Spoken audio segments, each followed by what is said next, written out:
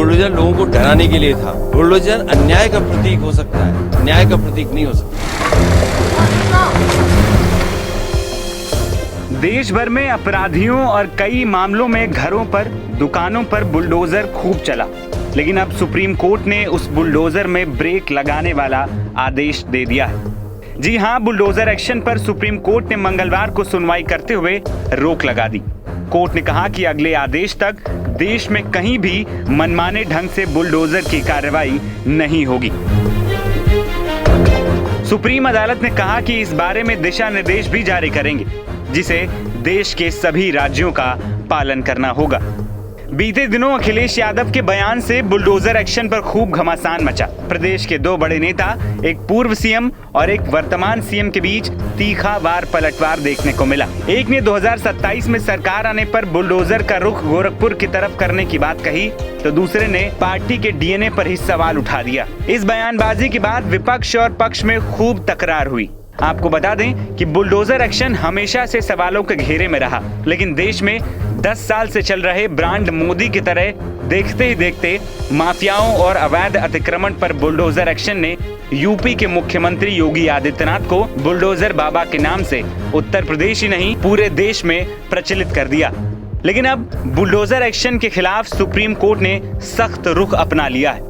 इससे पहले 3 सितंबर को ही कोर्ट ने इस एक्शन पर रोक लगा दी थी, लेकिन आज यानी 17 सितंबर को सुनवाई करते हुए अगली सुनवाई तक बिना इजाजत एक्शन लेने पर पूरी तरीके से रोक लगा दी गई।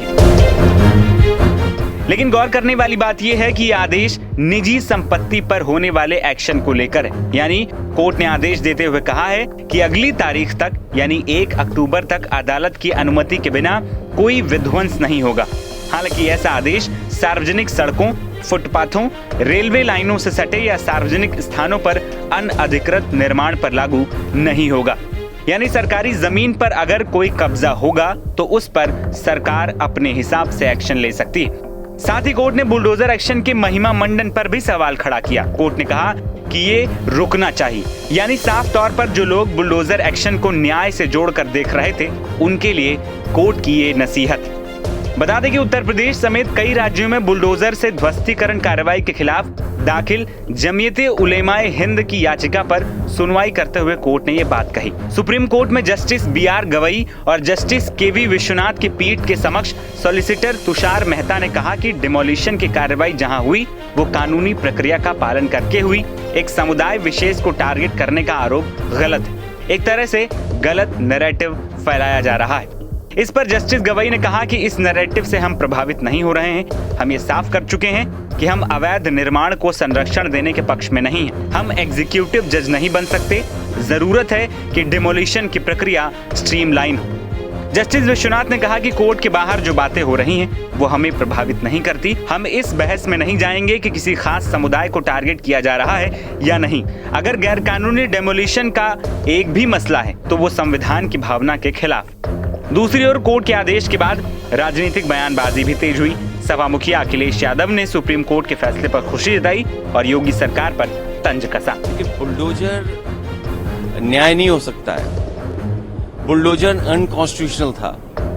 बुलडोजर लोगों को डराने के लिए था। बुलडोजर जानबूझ करके विपक्ष की आवाज को दबाने के लिए था। मैं धन्यवाद और बधाई दूंगा सुप्रीम कोर्ट के इस फैसले को, जिसने बुलडोजर को रोकने का काम किया है। दूसरी ओर कोर्ट के इस आदेश के बाद अब सभी को 1 अक्टूबर का इंतजार है, जब कोर्ट बुलडोजर एक्शन या किसी भी निर्माण को गिराए जाने पर राज्य सरकारों को दिशा निर्देश जारी कर सकता है।